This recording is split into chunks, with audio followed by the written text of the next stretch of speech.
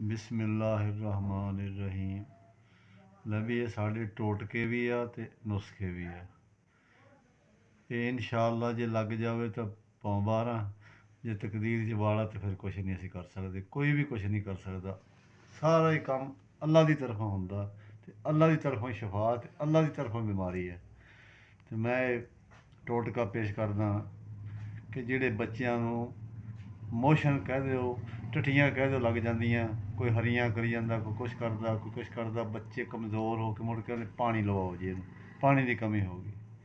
ਉਹਦੇ ਵਾਸਤੇ ਇੱਕ ਮੈਂ ਛੋਟਾ ਜਿਹਾ ਨੁਸਖਾ ਅਤੇ ਪੈਸੇ ਵੀ ਕੋਈ ਨਹੀਂ ਅਤੇ ਇਨਸ਼ਾਅੱਲਾ ਲੋਹੇ 'ਤੇ ਲੀਕ ਆ।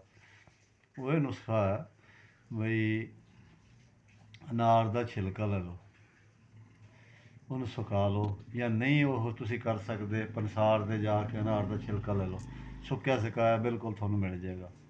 ਅਤੇ ਉਸ ਨੂੰ ਸੁੱਕੇ ਹੋਏ ਨੂੰ ਪੀਸ ਲੈਣਾ, ਪੀਸ ਕੇ ਇੱਕ ਚੁੰਡੀ ਪਾਣੀ ਨਾਲ ਬੱਚੇ ਨੂੰ ਦੇ ਦਿਓ। ਉਹ 1-2 ਦਫਾ ਦੇਣ ਦੇ ਨਾਲ ਹੀ ਇਨਸ਼ਾਅੱਲਾ ਟੱਟੀਆਂ, ਮੋਸ਼ਨ ਬੰਦ।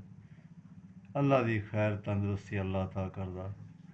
ਅਤੇ ਲੇਕਿਨ ਕੁਛ ਕਰਨਾ ਚਾਹੀਦਾ। ਇਹ ਚੀਜ਼ਾਂ ਅਸੀਂ ਛੱਡ ਦਿੱਤੀਆਂ ਕਿਉਂਕਿ ਡਾਕਟਰ ਨੇ ਜਾਣਾ ਟੀਕਾ ਲਾਉਣਾ, ਅਤੇ ਨਾਲੇ ਕੋਈ ਹੌਲੇ ਹੋ ਗਏ ਬੰਦੇ, ਉਹ ਬੋਤਲਾਂ ਲਾਓ ਜੀ, ਇਹਦਾ ਪਾਣੀ ਦੀ ਕਮੀ ਹੋ ਗਈ ਜੀ, ਇਹਨੂੰ ਇਹ ਹੋ ਗਿਆ। ਉਹ ਜਦੋਂ ਉੱਧਰੋਂ ਖਾਤਾ ਸਿੱਧਾ ਹੋ ਜਾਂਦਾ ਗਰੀਬ ਬੰਦੇ ਦਾ, ਉਹ ਕਰਨ ਦੇ ਵਾਹਣ, ਅਤੇ ਫਿਰ ਉਹ ਆਰਾਮ ਤਾਂ ਅੱਲਾ ਕੋਲ ਹੈਗਾ, ਉਹ ਦੇ ਹੀ ਦੇਣਾ। ਪਹਿਲੇ ਛੋਟੇ ਛੋਟੇ ਓਹੜ ਪੋੜ ਕਰਿਆ ਕਰੋ। ਜੇ ਓਹੜ ਪੋੜ ਨਾਲ ਹੀ ਤੁਹਾਨੂੰ ਅੱਲਾ ਤਾਲਾ ਸ਼ਿਫਾ ਦੇ, ਤੁਸੀਂ ਵੱਡੇ ਡਾਕਟਰਾਂ ਦੇ ਕੋਲ ਜਾ ਕੇ ਲੈਣਾ ਕੀ ਹੈ।